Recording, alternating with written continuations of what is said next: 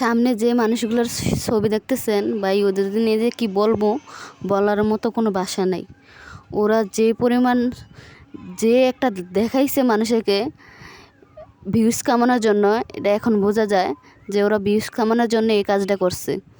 যে একটা ভাব দেখাতে 203 স্বামী মিললে এত সুখে আছে, হ্যাপি আছে। আচ্ছা, সত্যি আপনারা একটা কমেন্ট করে বলবেন, সত্যিই কি আখির দোষ না তিশা আপুর দোষ? এটা সত্যি বলে কমেন্ট করে জানাবেন, না হের স্বামীর আহাদের দোষ? আমার তো মনে হয় স্বামীর দোষ। কেন বিয়ে করলেন?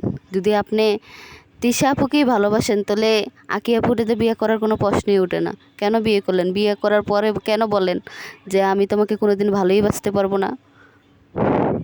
একটা মেয়ে কি কখনো মেনে নিতে পারে এই কথাটা শুনলে? যদি আপনি তিশা আপুকেই ভালোবাসেন, তো কেন আকি আপুকে বিয়ে করলেন? হের জীবনটা কেন নষ্ট করে দিলেন?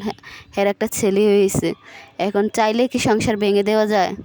তা আমরা চাবো আপনারা আবার সংসার জোড়া নেন, একসাথে থাকেন, ভালো থাকেন, হ্যাপি থাকেন। আল্লাহ হাফেজ।